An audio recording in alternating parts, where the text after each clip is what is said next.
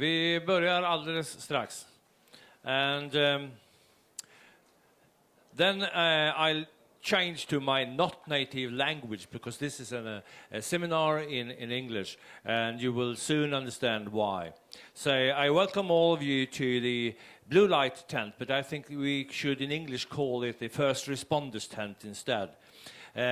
Which, in addition to being the Gotland temporary fire station down here, it is also a collaboration between Gotland Fire and Rescue Service, SOS Alarm, the National Association of Ambulance Nurses, and the Greater Stockholm Fire Brigade. We are very happy to see you all coming here today, and I hope that we will do our best to give you a good and interesting seminar.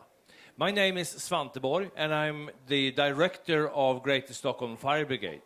But today I will act as a moderator and will lead us all through this seminar.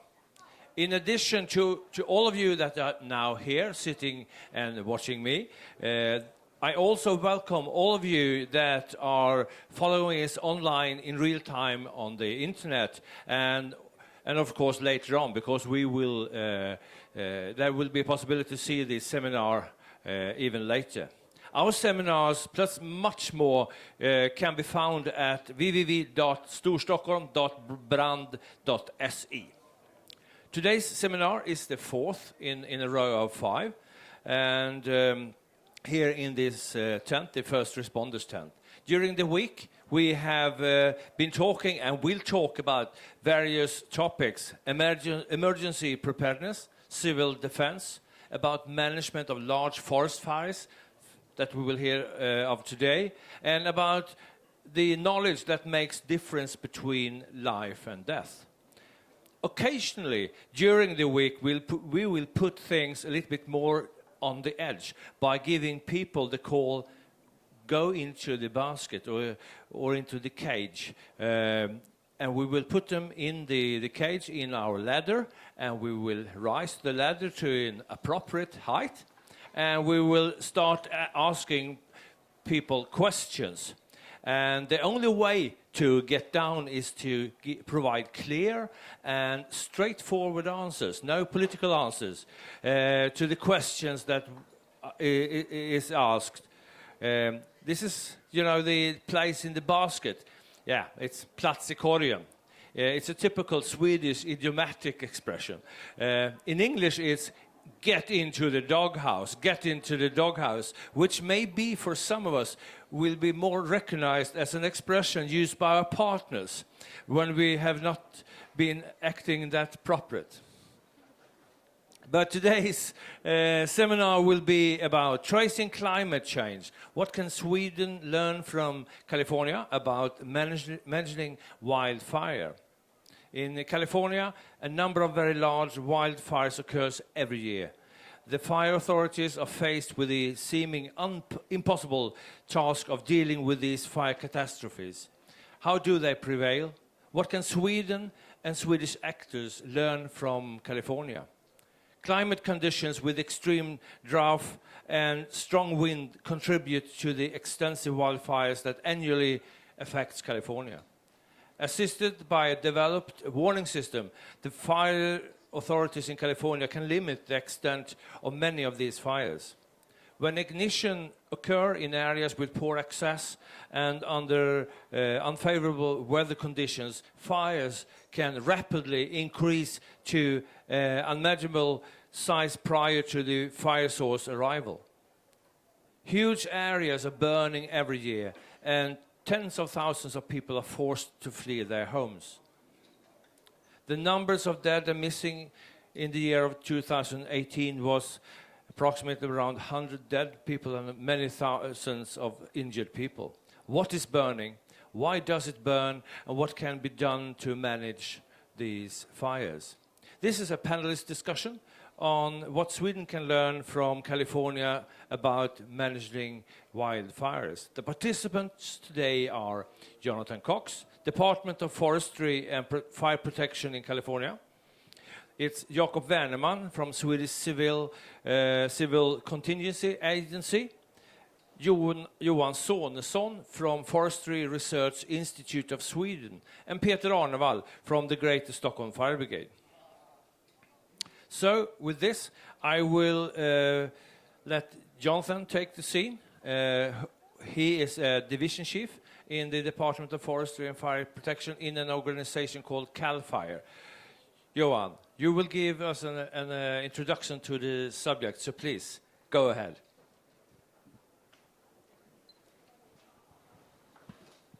Thank you, Svante, and thanks for everybody for being here.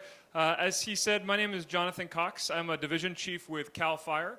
CAL FIRE is the state firefighting organization in California, and we are responsible for responding to about 500,000 calls for service a year, about 550,000 calls for service across the state, with about 8,000 employees, 5,000 permanent, 3,000 seasonal. And we have approximately 800 fire stations, 900 engines, and a whole host of other programs. What I'm really here to talk about today is what we've faced over the past few years, the past 2-3 years, in relation to fire and the problems that we're experiencing. Just to start things off, I was going to set the scene for you and set the tone, just to get us in the mindset of what we're facing. Just take a quick minute to watch this car fire, and then we can discuss kind of what's going on in our state.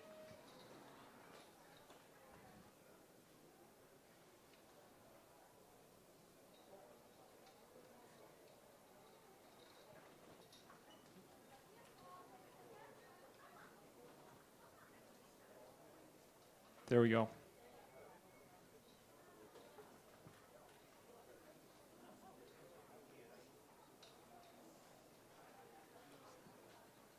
Okay, best laid plans. Don't use technology, right? The car fire, which was shown on the video, is a fire that came through Northern California of July of this last year. And the most important kind of thing to recognize from all this and the takeaway is what happened on this fire. It burned in the middle of July, and it created an F3 tornado, something we've never seen in the United States before. An F3 tornado is about 140 mile-an-hour winds. You see it in the Midwest usually. We've never seen it in California on a fire, and we experienced it this year as a fire came into a inhabited area or community. That piece of metal right there is a metal rod that was bent around a post because of the winds that occurred. A lot of people have referred to it as a fire-nado. It's not a sharknado, but fire-nado. And unfortunately, it killed people. It killed 2 firefighters, it killed a number of civilians, and it destroyed several hundred homes. And this is really just kind of to start things off by saying what we're seeing in the new normal in California is something that we've never experienced in the past 100 years. The fire behavior, the way fires are burning, and the way that they are impacting people are pretty stark. So just to put it in context, last year alone, 2018, we had about 7,500 fires in California, 1.8 million acres of land that burned, and about 22,000 structures that were destroyed. And 22,000 structures, those are predominantly homes that were destroyed in the state. And for a state that has a big housing crisis at the moment, that's a lot of structures to lose in just a few months. Now, what does it mean for us as firefighters? The actual numbers are pretty stark. 236,000 personnel responded to wildfires. Obviously, the impact of this is felt on the firefighters themselves. 22,000 fire engines and 9,000 helicopters that had to respond. The biggest takeaway of all that is just the cost of what it's impacting California on. In 2017, we spent about $700 million on fire suppression just for the emergencies themselves. Last year, 2018, we spent over $900 million, approaching $1 billion on fire suppression outside of our normal budgets. So the impact of all of this is big, not only to firefighters, but to the government as well. So the question we always get is, why is this getting so bad? Why are things so bad in California at the moment? And I think the big high-level first point of notability is the fact that we are experiencing climate change kind of on the daily basis on the job in California. And the first thing to look at with that is the weather itself. And this is what we refer to a lot of time when we think about climate change. But one thing we've noticed is the last 5 years in California have been the hottest on record, year over year.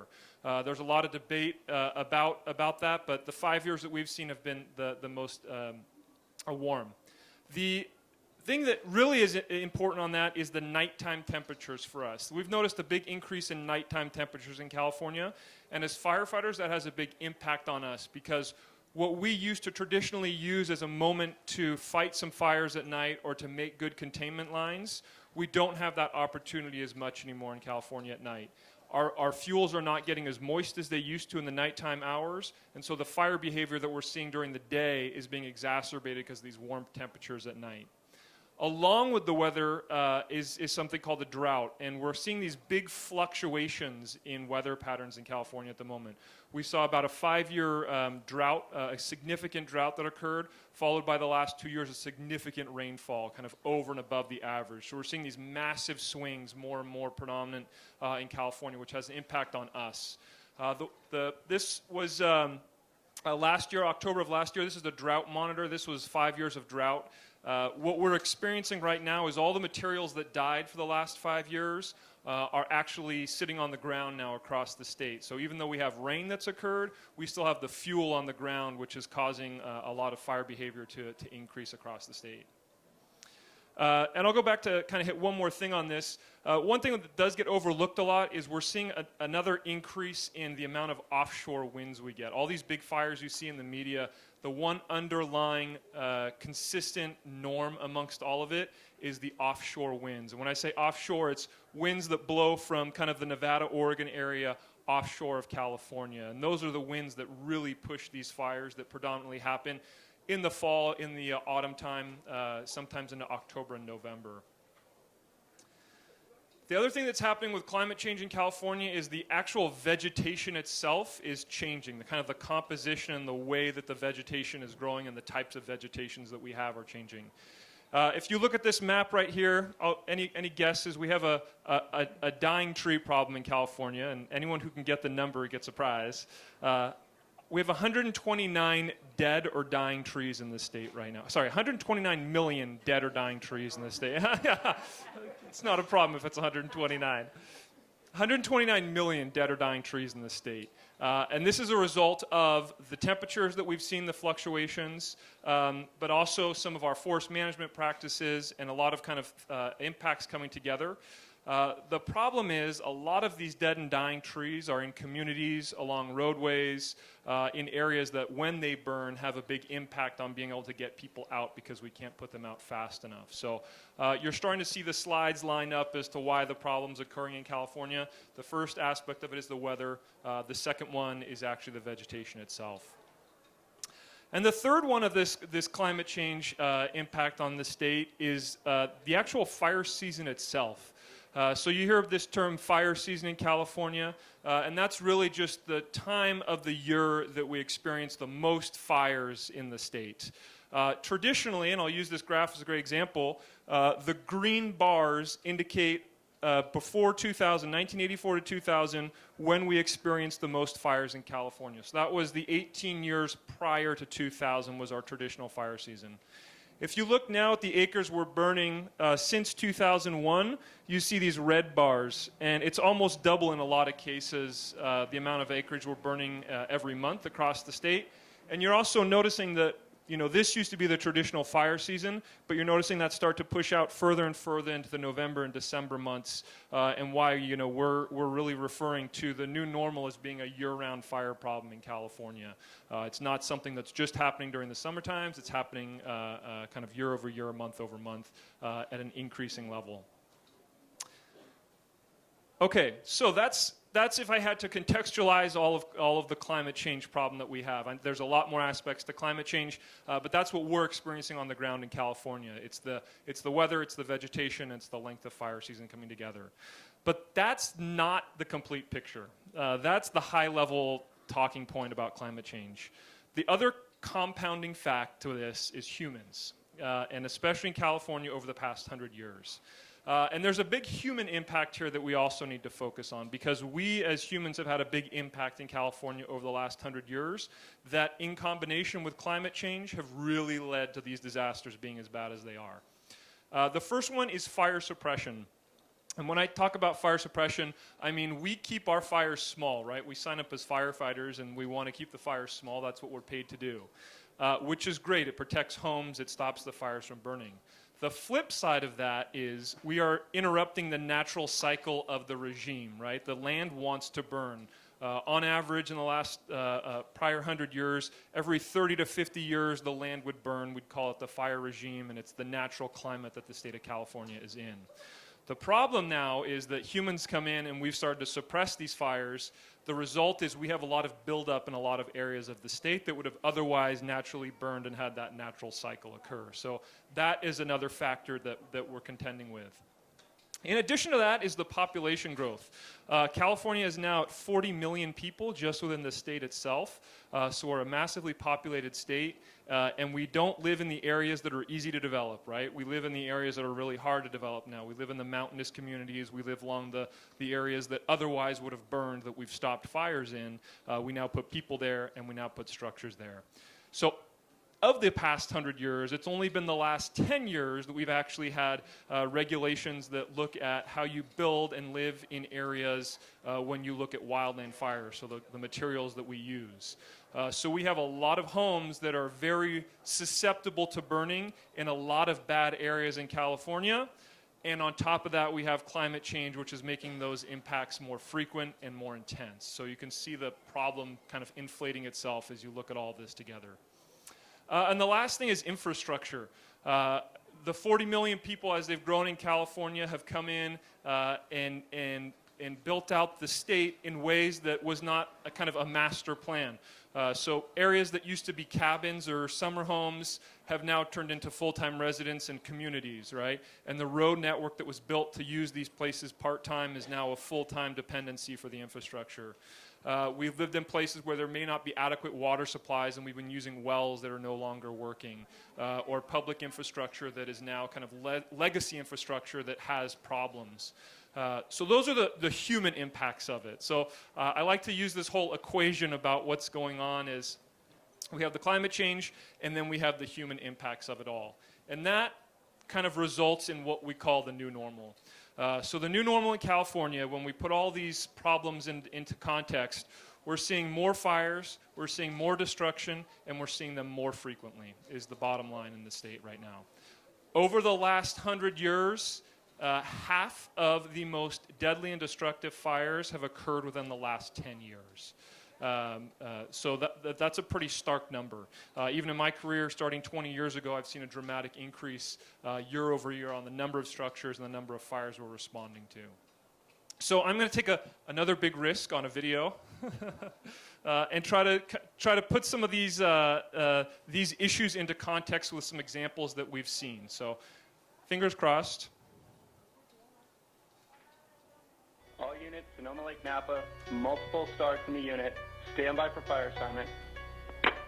For engine 1487, utility 1468, engine 1463, engine 5763, engine 1471, engine 1481, engine 19, station 15, transport 1447, 1443, Canocti 4, Canocti 3, vegetation fire, city of Calistoga.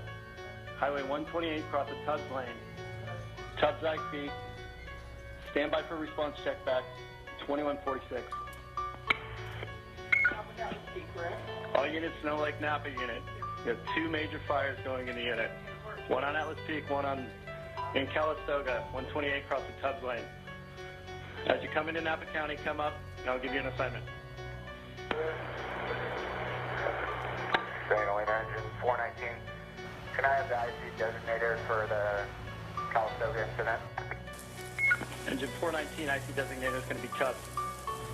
Tactical is LNU East. Correction, tactical is V-Fire 25. Command local East. Copy, Tubbs IC. And we do have, at this point, at least one Stanley engine 1475. Stanley, engine 419, one structure involved at this time. Going to battalion 1414 on East 6. Battalion 1414, St. Helena. Command, I'll assume command shortly. We do have a major fire. Stand by for a very significant resource request. Are you there? Side 1414, St. Helena, copy. Tough IC basically is we're going to utilize fire history and these winds and low resources. We're going to evacuate all the way from Calistoga to Santa Rosa and all adjoining roads. Make sure we get people out of harm's way. Check and go tactics, number one priority for tonight. Get people out of harm's way. St. Helena, copy. Evacuating from Calistoga to Santa Rosa. And utility 1474, tough IC, go ahead. Update on the fire. We just came out of Mountain Home Ranch Road. The fires came through there. We're heading towards Porter Creek, and we were told to jump Porter Creek. I copy. You'll be a branch 3, Division 1405, utilizing CTAC 12. You can contact him. We have evacuated all the areas between Calistoga and Santa Rosa. So if you can assist and make sure that the evacuation continue.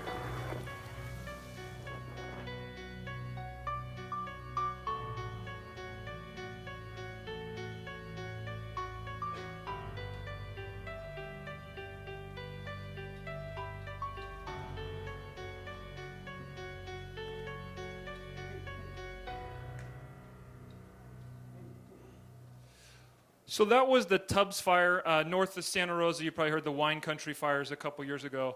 For context, the initial scene when you're seeing the driving is actually my vehicle as we're coming into the incident that night. And then you hear the dispatch of all the resources going on.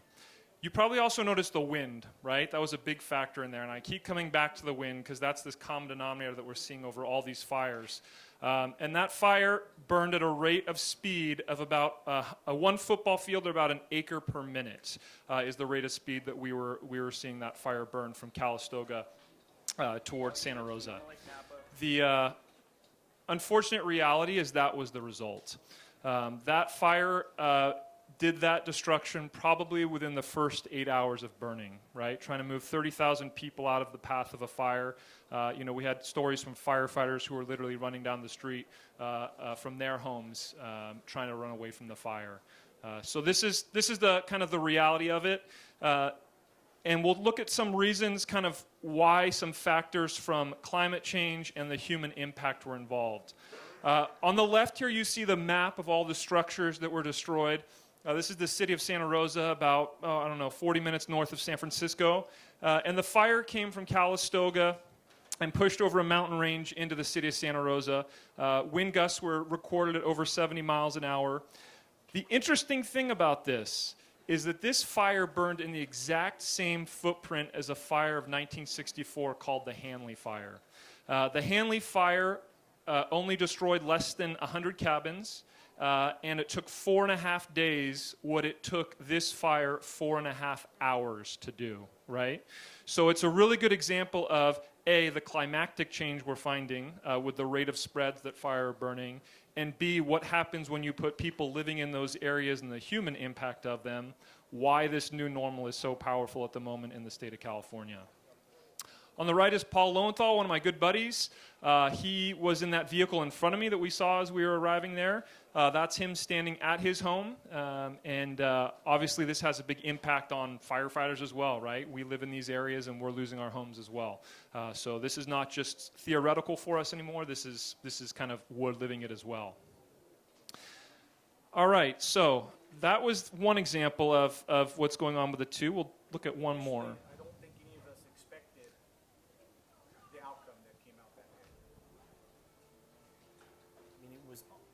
Non-survivable at points from the heat. Then we got shelters deployed and multiple vehicles burning all around us. We all realized that we had some trouble on our hands. Multiple vehicles on fire, with also almost every structure around us was fully involved. I fully expected, giving those orders, that we were putting firefighters in jeopardy.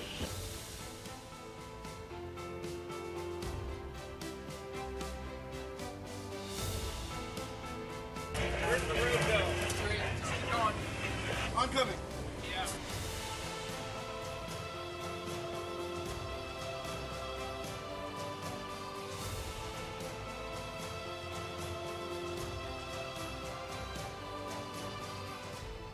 People were asked us straight up, am I going to die today? And I said, we will not let you die today. And they didn't. So They knew the magnitude of the situation and the severity, and they all went up there into the fire and did a miraculous job. So this was the campfire. Ironically, I saw Svante last year in October, even before this occurred, and we were having this conversation about how bad things had gotten in California, and this was literally a few weeks after we had spoken about it. And this kind of sets the bar and really is the worst example of this new normal coming across. This is about 3 hours north of San Francisco, north of our capital called Sacramento. It's a town called Paradise in the Sierras, the western Sierras in Northern California. And the campfire broke out at about 6:30 in the morning. It ended up being the 16th largest fire in California, so not the largest, but by far the most destructive and the deadliest. One thing to note on the campfire was the rate of spread, and I'll just look at this when we talk about climate change and the way that winds are burning. This right here is where the fire started, and you see it progressing right now, and it's really hard to see, but there's a timer down here. But that's at 9 a.m. This is the city of Paradise right here. That's 10 a.m., 11 a.m., 12 noon, 1 p.m., 2 p.m., 3, 4, 5, and we'll go to about 6:30 right now. This is Highway 99. It's about, 16 miles from the actual city of Paradise itself. And that fire had done more destruction in that amount of time than we've ever seen in California before.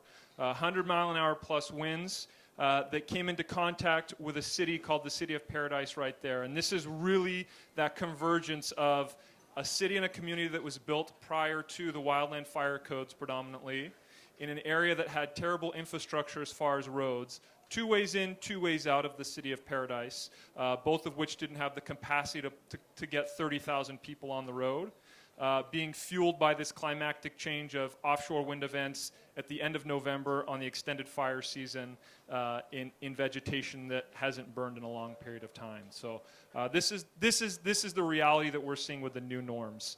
And the final photo from the campfire, this was taken from space. This is one of the satellite photos taken about that same time that it got down to Highway 99. It doesn't look that bad until you look at the map and you see it, that right there is the city of Chico of about 100,000 people. And that's what we were contending with up there. So what does this mean for us as firefighters in California? A few things that we've noticed over the past couple years. First of all, firefighting for us on these events is not an effective tactic or strategy. Literally what we're doing is we're using the command system for a mass casualty incident to literally get as many people out of the path of the fire itself.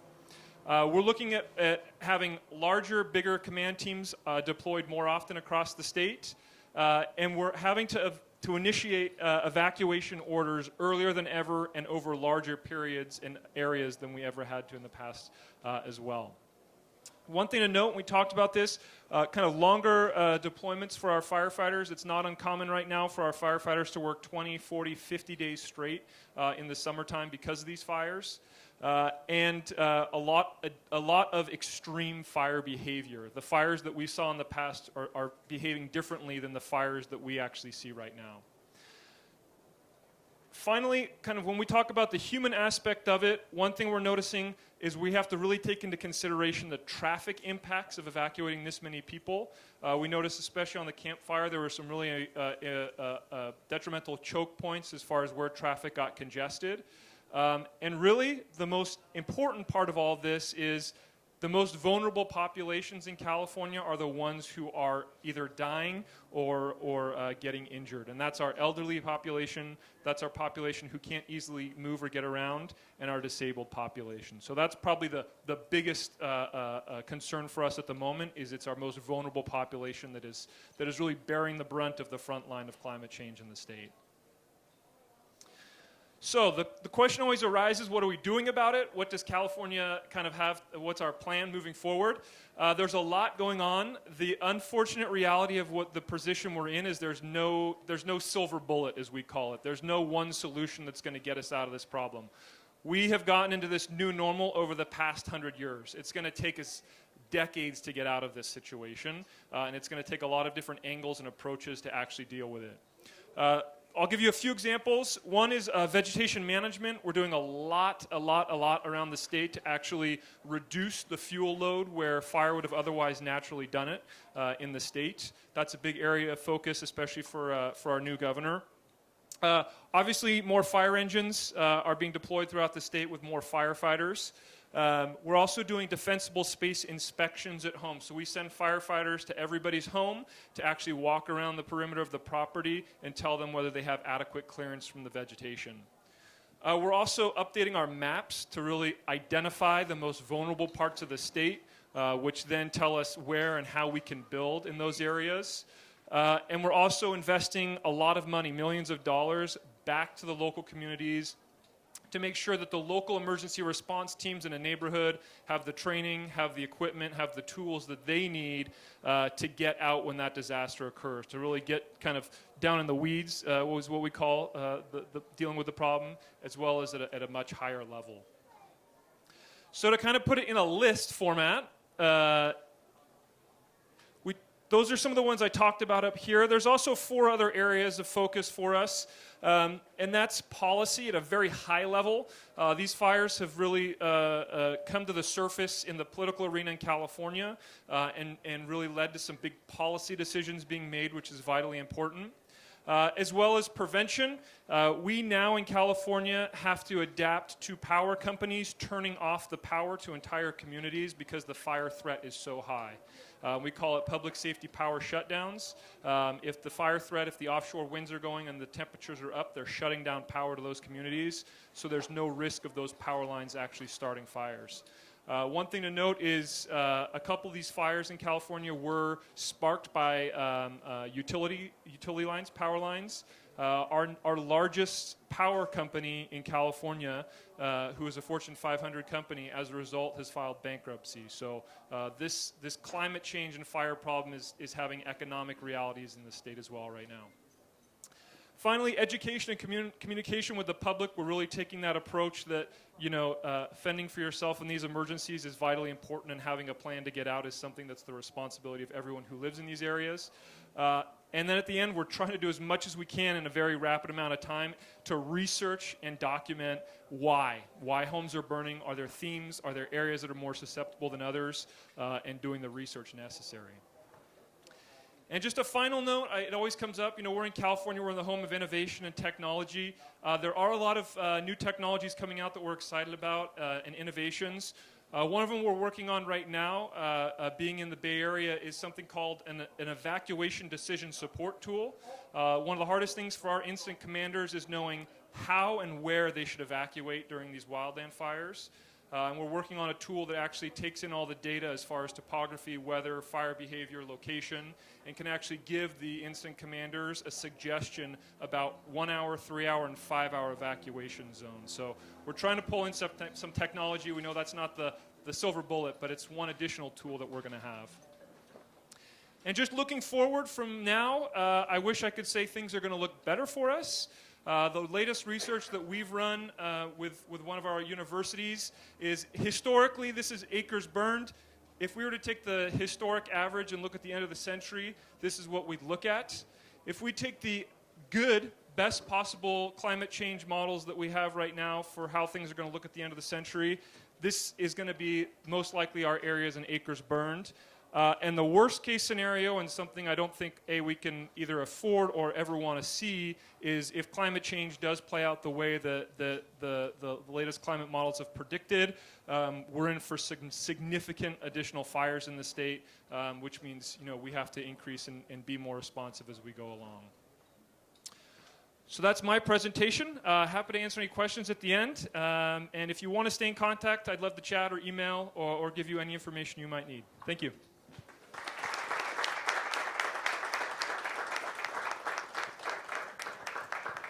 Thank you very much, Jonathan. I don't know how it is with you guys. I think this is completely breathtaking.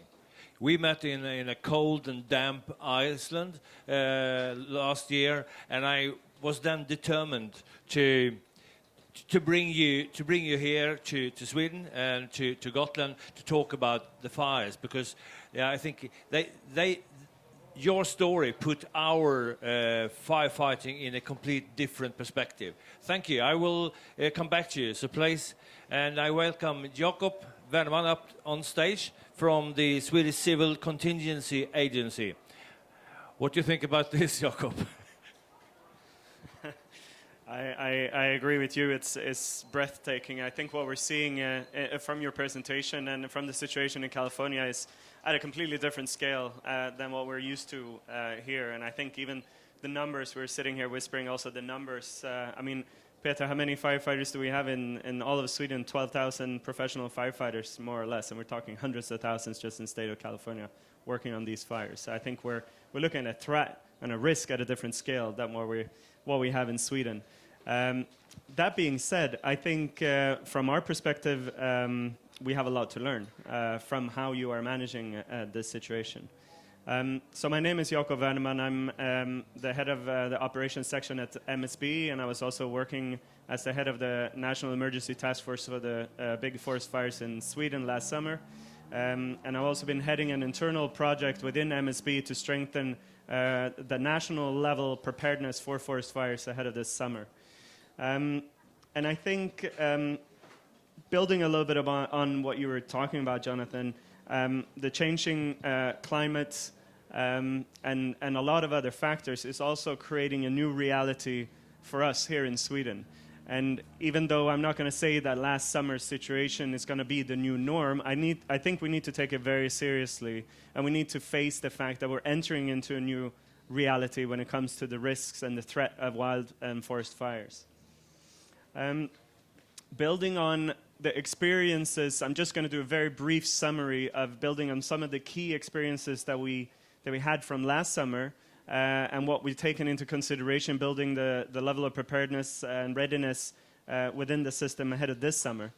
And one of the foremost aspects, which obviously you're talking about as well, is the importance of early detection and early action when it comes to the fires. I did think it was very interesting. I hope we can come back to that. What you were saying, the firefighting in the immediate sense is not the highest priority, but evacuation of people and so forth. So obviously, that's due to the rapid spread of the fires. Forest fires in Sweden, we think that the fires this summer spread very rapidly. It's nothing compared to the spread, the speed of the spreading that you guys are seeing. So for us, a very important aspect is to make sure that we detect the fire early and that we take care of the firefight at a very early stage with enough resources to make sure that the fire does not grow big.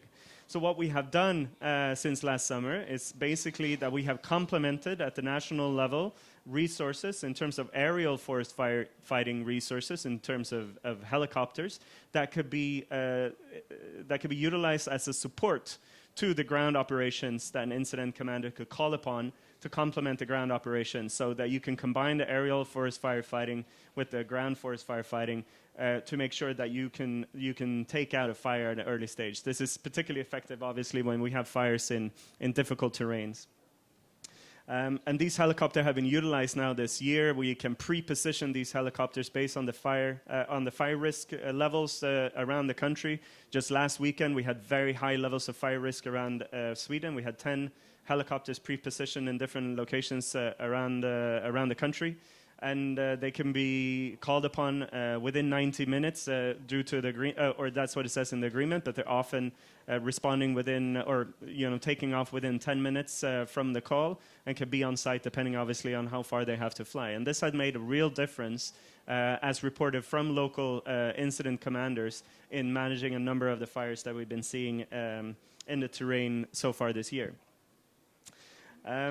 And I think it's very important that when we talk about these fires and when we talk about these helicopters and these fires, it's not so much a matter of the resources, but it's really a matter of shifting the focus and shifting the type of tactics that we're utilizing to make sure that we follow the the kind of strategy of striking fast and hard on these fires. The second important thing is the importance of scaling up rescue operations when we see these type of fires, and that we make sure that we are ahead of the curve in the development of these fires, and that we're not constantly running behind the ball and trying to catch up, but that we can identify the risk level of the current situation and scale up the operation in time.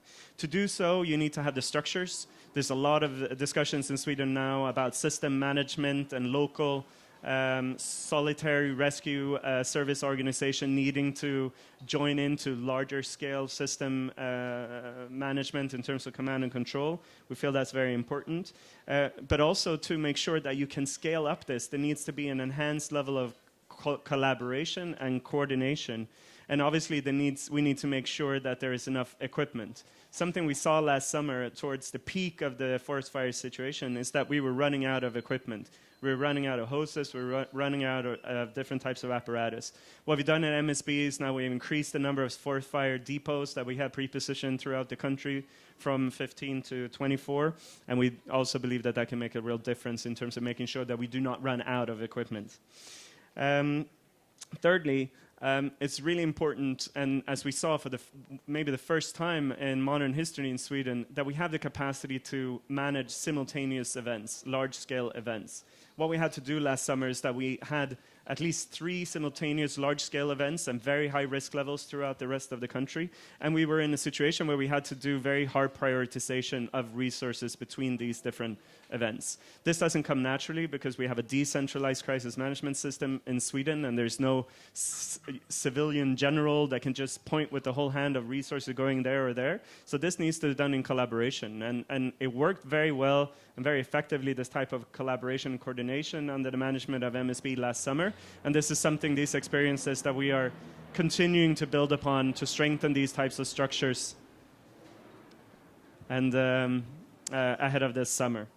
And to that end, both in terms of the importance of scaling up and the importance of making sure that we can manage simultaneous events, I also wanted to press on one collaboration that we also focused a lot on since last summer, ahead of this summer, which is a collaboration with some of the largest rescue service organizations in Sweden, in Stockholm, in Gothenburg, and in Malmö, to make sure that we pre-identify individuals that can support in terms of command and control to local rescue service organizations in a very quick manner, and that could be brokered and coordinated by MSB if there's a need to scale up or if there's a need to build a new command and control structure because the old one has maybe collapsed and so forth. This type of command and control can also be utilized to strengthen MSB in the coordination of prioritization of resources and so forth.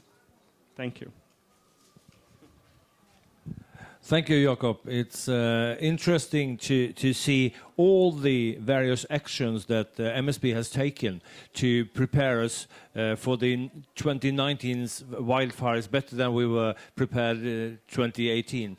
Please take a seat. And now we've been, as we often do, talking about how to deal with wildfires when they occurred. I will now welcome Johan Sonesson up on stage. You are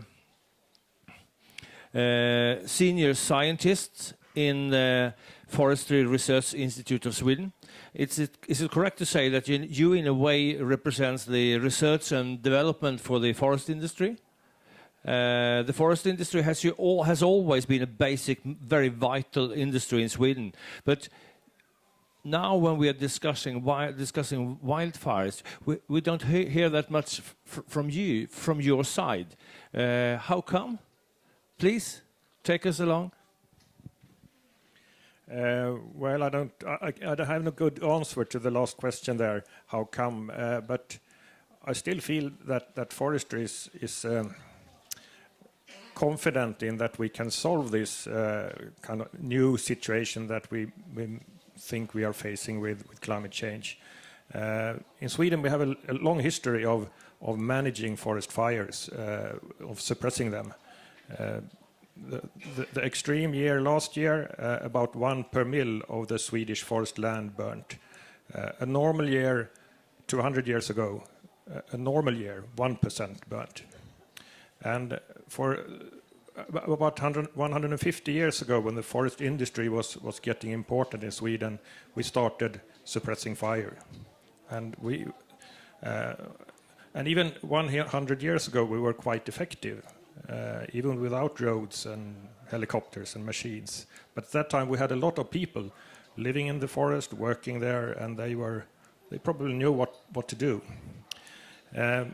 Today, forestry is, of course, concerned about this. It's just large economic values for the forest owners in the areas that burn, and there has been since the large forest fires 5 years ago in Västmanland,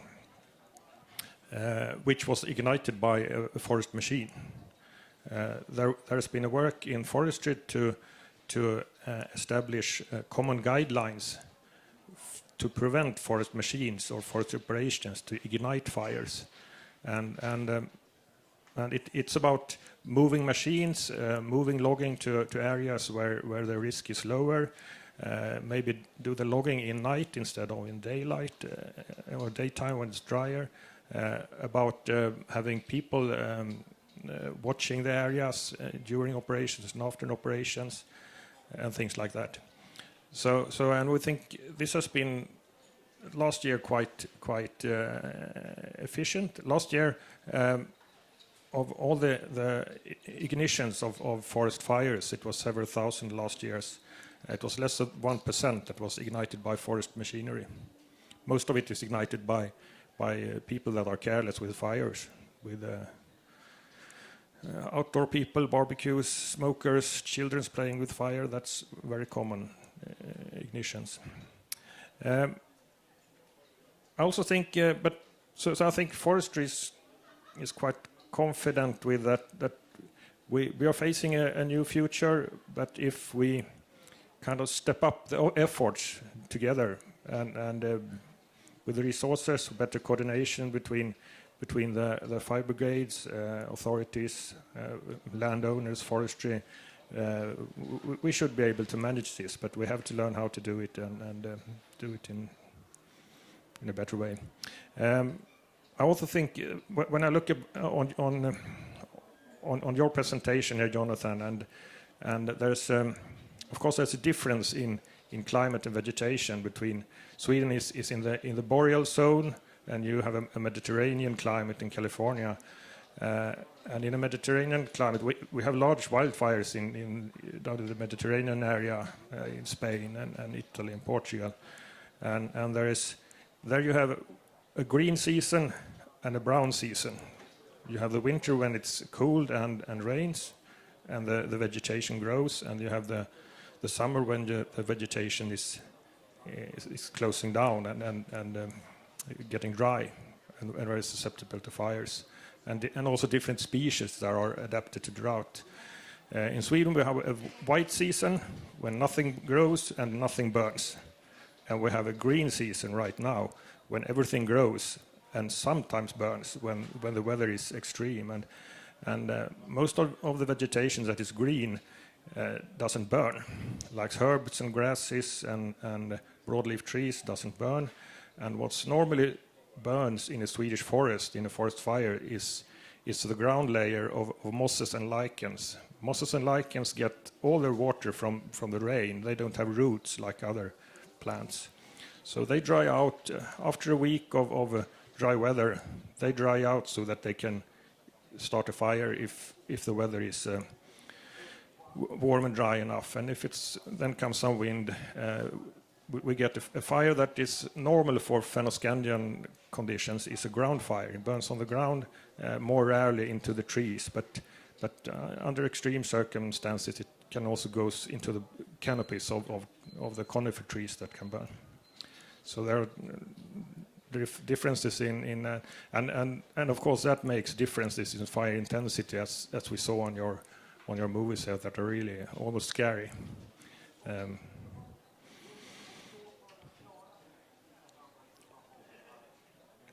I think that was. I have a figure here.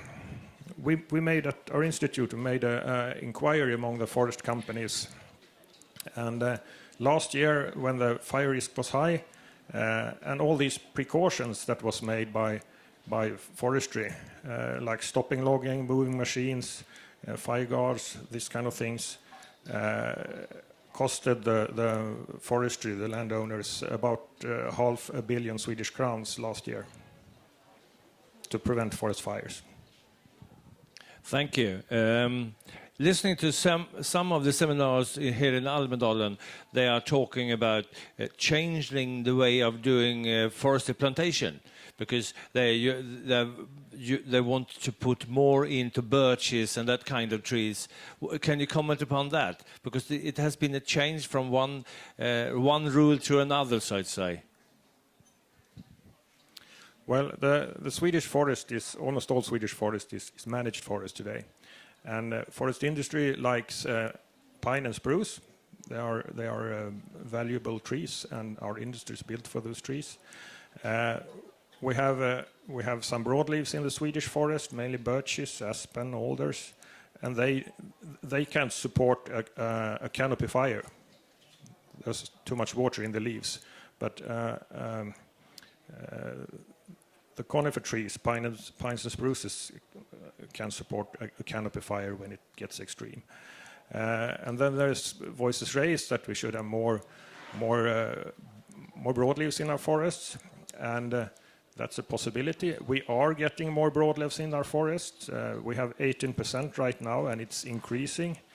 And one reason why it is increasing is because most of the Swedish forestry are environmentally certified, and the certification schemes regulate that you should have a certain amount of broadleaves and broadleaves dominated stands in the landscape. So things are changing, but forests are changing very slow. They grow slow in our cold climate. So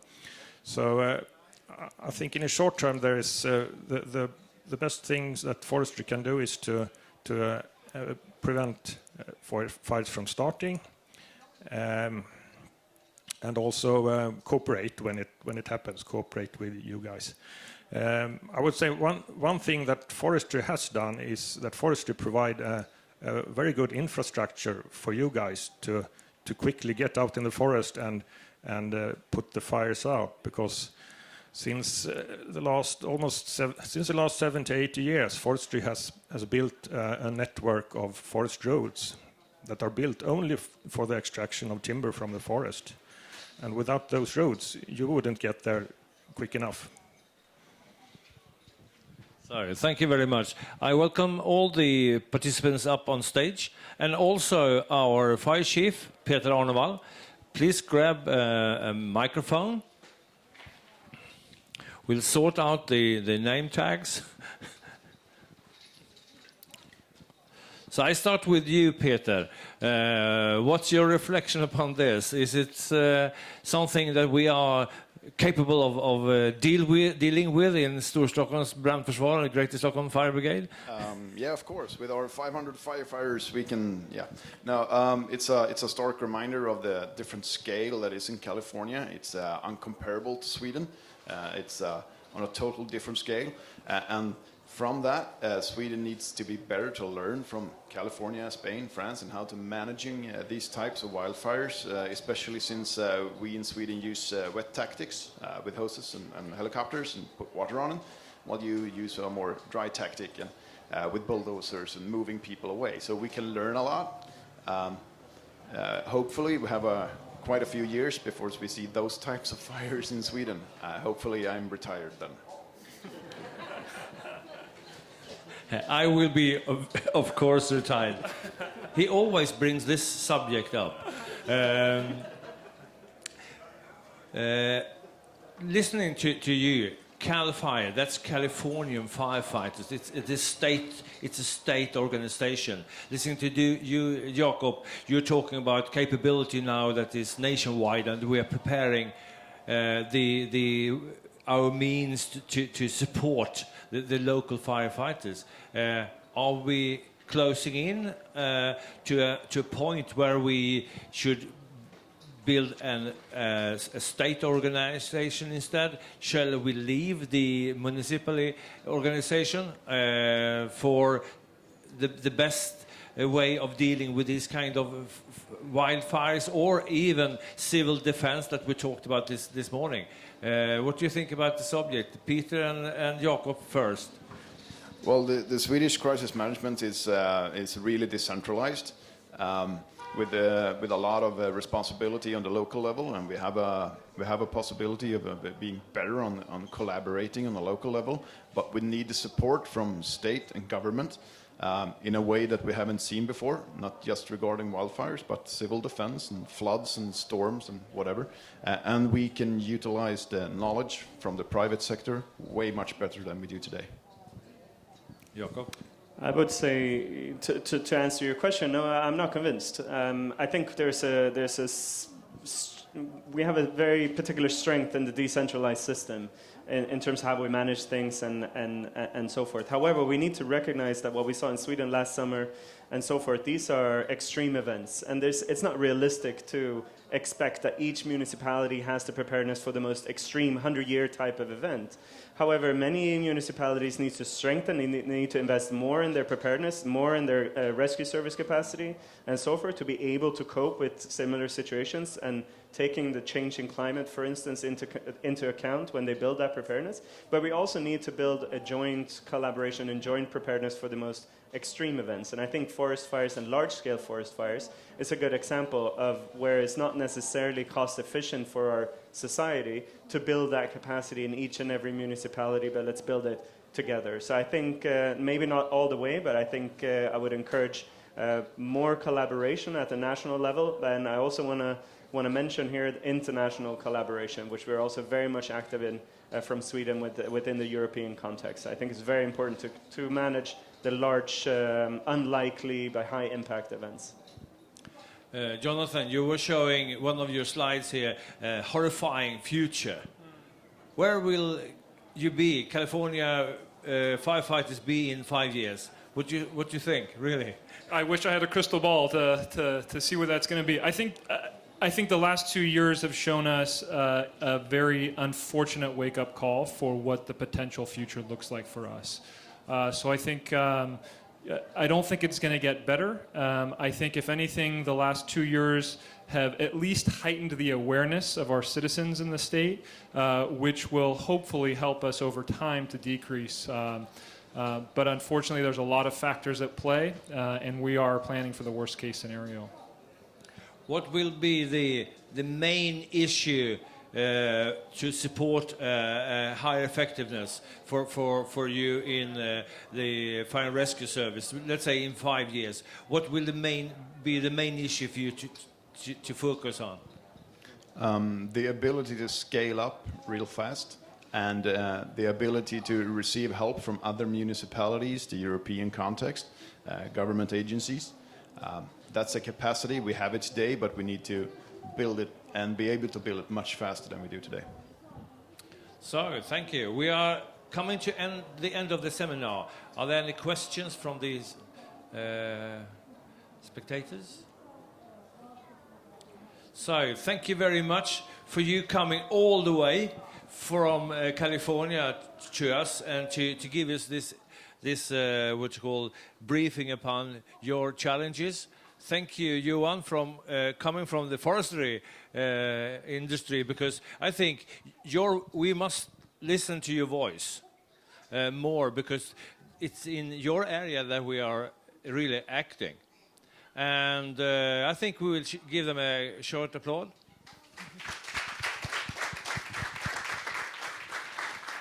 So, and my final conclusion will be watching your movie. Thank God for rainy Swedish midsummer. Thank you very much. Thanks, Mickey.